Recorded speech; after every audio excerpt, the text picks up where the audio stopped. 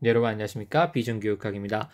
2013학년도 교육학 기출문제를 함께 풀어보면서 이 교육학 객관식 기출문제를 통해서 우리가 얻어갈 것이 무엇인지 찾아보는 그러한 학습 시간입니다, 여러분. 자, 다 함께 저와 함께 13학년도 33번 문항을 함께 풀어볼 겁니다, 여러분. 이 강좌는 계속해서 말씀드리지만 객관식 문제 답을 맞추는 게 중요한 게 아니라 내가 혹시 빠뜨린 개념이 없을까? 그리고 객관식 기출문제 출제되었단 말은 그래도 출제자들이 어느 정도 한 번씩은 중요하다고 생각하는 부분들이기 때문에 내가 놓치고 가는 개념이나 핵심 키워드는 없는지 그것을 살펴보고 또 이 문제가 주관식으로 어떻게 출제될 수 있을지 그런 부분들을 파악하는 시간입니다. 우리 많이 다루었던 앞에서 많은 개념들 실제 서술형에서 출제되었던 대부분의 개념들이 다 객관식 기출문제 안에 있던 개념들이기 때문에 꼭 한 번쯤은 살펴보고 가야 된다는 거죠. 그러면 33번 문항을 딱 보면 이제 보면 키워드 먼저 보겠습니다. 여기 보면 경험학습 돼 있죠. 그다음 순환교육 돼 있죠. 가에서는 나에서는 안드라고지 학습사회 전환학습 이 세 가지 키워드가 있습니다. 그래서 총 33번 문항을 통해서 우리는 5가지 키워드를 공부해야 된다는 거죠. 그냥 보고 넘어가는 게 아니라. 그래서 일단 5가지 키워드를 보시고 딱 떠오르시는 게 있나요, 여러분? 교육학을 좀 공부하신 분들이라면 바로 이게 이 문제가 어떠한 분야에 의해서 출제됐는지 바로 느낌이 오실 거예요. 바로 평생교육이죠. 평생교육입니다. 평생교육이라는 파트 안에 안드라고지, 학습사회, 전환학습, 이 경험학습 모두 다 평생교육의 하위 개념들이라고 보시면 되는 거예요. 그래서 33번 문항을 통해서는 저와 함께 오늘 교육사회 파트의 평생교육 부분에 대해서 한번 함께 공부를 해보도록 하겠습니다. 실제 교육과 강사하시는 분들도 평생교육 부분 다뤄주시거든요. 그래서 우리도 이렇게 객관식 문제 출제되었기 때문에 꼭 한번 짚고 넘어가야 된다 말씀드리고 그 다음에 나올 확률은 그렇게 높진 않습니다. 높진 않겠지만 그래도 중요한 키워드들이 있어요. 그러면 안드라고지 학습사회, 전환학습, 경험학습, 순환교육 중에서 도대체 뭐가 중요하냐 한번 선택해보라고 한다면 저는 제 개인적인 기준에서는 노울즈라는 학자가 여기 나와있죠. 제시한 안드라고지 그리고 저는 전환학습 이거는 메지로우라는 학자가 주장을 했죠. 메지로우라는 학자가 주장한 전환학습과 안드라고지 이 2가지의 핵심 키워드 개념은 여러분들이 꼭 알고 넘어가셔야 될 것 같아요. 그래서 그 부분을 먼저 설명드리고자 합니다. 여러분들 그래서 제가 전환학습 먼저 설명드릴게요. 그래서 만약에 임용 서술형 시험에 경험학습이라고 해서 experiential learning 혹은 안드라고지 혹은 transformative learning 전환학습 이런 키워드들이 나온다면 당황하시지 마시고 어떤 관점에서 접근하시냐면 평생교육 관점에서 접근해서 한 학생이 학교 교육만으로는 이제 이 시대에서 아이들의 교육 욕구를 만족시켜 줄 수 없기 때문에 아이들이 학교 교육 이외에 사회에서 하는 교육 어떤 역할들도 이제 실제로 인정을 해주고 제도화 시켜 나가야 된다는 게 바로 평생교육이지 않습니까? 그 관점에서 문제를 접근하고 뭔가 서술을 해주시면 여러분들이 그래도 어느 정도 이제 답안 점수를 얻어갈 수 있을 거예요. 그래서 오늘 일단 핵심 포인트는 다시 요약하면 경험학습, 순환교육, 안드라고지, 학습사회, 전환학습이라는 키워드가 나오면 평생교육 관점으로 접근을 해라. 이게 포인트고 그 중에서도 이 문제 안에서도 중요한 키워드를 꼭 뽑으라 한다면 저는 노울즈가 제시한 안드라고지와 메지로우가 주장한 트랜스포메이티브 러닝, 전환학습 이 2가지를 중요한 포인트로 꼽습니다. 그리고 결론부터 말씀드리면 이 전환학습은 또 뭐가 연관이 되냐면 파울로 프레이리가 주장한 교육사회에서 의식화 교육 한번 들어보셨죠? 의식화 교육이라고 해서 학점 은행 저축식 교육을 비판한 그 부분 있지 않습니까? 그 부분 파울로 프레이리도 전환학습을 주장한 일부 학자입니다. 그래서 그 부분과 연관되는 거죠. 그래서 매우 중요하다 이렇게 볼 수 있죠.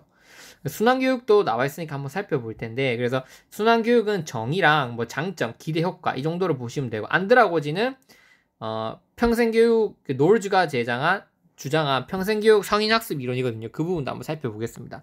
그래서 일단 한번 읽어보자면 여기 보시면 OECD에서 제안한 개념으로 정규 교육을 마친 성인이 언제든지 직업 능력 향상과 갱신을 위한 교육을 받을 수 있도록 기존의 교육과 시스템과 직업 능력 개발 교육을 유기적으로 통합한 교육을 의미한다. 그래서 내가 배운 것과 내가 가진 직업과의 연관성을 중요시하는 게 순환교육이에요. 그래서 학교 교육에서 배운 것 정규 교육으로 우리 고등학교 1학년 딱까지 치지 않습니까? 거기서 끝나는 게 아니라 그걸 토대로 어떠한 직업 능력을 가지도록 할 것인지, 또 거기서 직업 교육은 또 어떻게 시킬 것인지까지 연장시켜주는 게 순환교육이라는 거예요. 그래서 끝내는 게 아니라 평생에 걸쳐서 어떻게 순환시켜줘야 된다, 교육을. 그렇게 보는 관점인 거예요. 이것은 성인의 생산성 증진과 지속적인 고용 가능성을 지원하기 위해서 학습과 인리사회의 긴밀한 연계를 강조한다. 이거 보시면 평생교육은 평생교육인데 순환교육은 그 평생교육에서 어떤 부분과 좀 밀접한 관련성이 있나요? 그래서 직업과 뭐 어떤 학습자의 어떤 교육, 이 부분과 좀 연관성이 많이 있다 보시면 되는 거예요. 맞아요. 평생교육 중에서 우리가 가져야 될 직업, 그것을 어떻게 내가 연관시킬 거냐. 결국 진로 목표가 내가 가져야 될 직업이지 않습니까? 그럼 그 직업을 어떻게 다 효율적으로 해줄 수 있을 건지, 아니면 그 직업이 또 바뀔 수도 있잖아요. 그런 부분들과 연관해서 교육을 해나가는 게 바로 순환교육이라는 거예요. 이해되시죠? 안드라고지는 뭐냐? 노을즈가 제안한 개념으로 아동 청소년을 대상으로 하는 교육과 대비된다. 그래서 아동 청소년 말고 성인으로서 이제 아이들이 이제 성장을 해 나가는 대상이 있는데, 결국 청소년은 성인이 될 겁니다. 근데 그럼 성인도 교육이 필요해요. 그럼 그 성인들을 대상으로 하는 교육과 그 아동 청소년을 대상으로 하는 교육은 좀 차별이 있어야 되겠죠. 그래서 이것은 학습자의 자율성 및 자기주도성, 학습자의 경험, 현장 중심 학습을 중시한다. 그래서 아동 청소년과는 좀 다른 성인 학습, 그것을 중점적으로 제시한 게 노을즈입니다. 어떻게 성인을 가르쳐 나가야 될 것인가, 거기에 대한 방향성을 제시한 게 바로 안드라고지죠. 그래서 현재 학교 교육에서 강조되고 있는 자기주도적 학습 있지 않습니까? 평생교육을 그 성인학습론의 이론적 배경을 하고 있다. 그래서 아이들 중에서도 좀 뛰어난 학습자들 있지 않습니까? 자기주도적 학습이 되는 아이들. 이거는 평생교육의 성인학습 이론을 배경으로 이 자기주도적 학습이 나오게 된 거예요. 노을즈는 아동기 학습자와 성인 학습자의 학습 양상의 차이가 있음을 주목했고, 성인 교육을 안드라고지 모형으로 설명하고 있습니다. 이에 비해 아동 교육을 페다고지 모형으로 설명을 한다.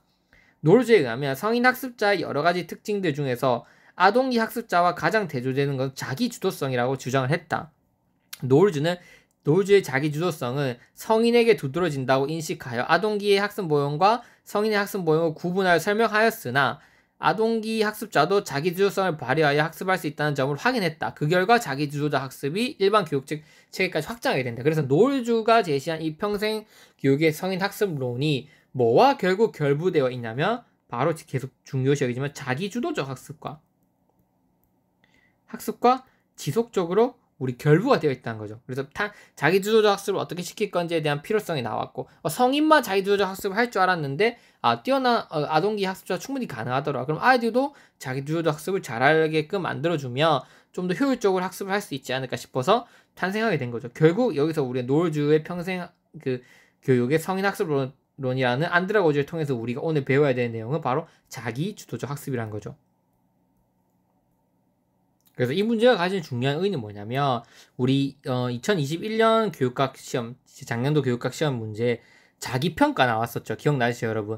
그 자기평가를 어떻게 할 거냐, 그 다음에 온라인 수업에서 자기주도적 학습을 어떻게 할까, 이런 부분들 시험에 나왔었어요. 그러니까 물론 이 안드라고지를 쓰라는 건 아니지만 결국 우리가 자기주도적 학습이 어떻게 진행될 것인지에 대해서 학습할 거거든요. 그래서 이렇게 객관식 문제를 통해서 우리가 파생되어 나가서 무엇을 핵심적으로 다루다 보면 결국 교육학에 대한 전반적인 지식이 강화될 거다, 이렇게 저는 말씀드리고 싶습니다. 그래서 오늘 중점적으로 다뤄볼 거, 저는 메지로우의 전환학습 먼저 살펴보도록 하겠습니다. 이단 강의에서 함께 다 같이 살펴보도록 하죠.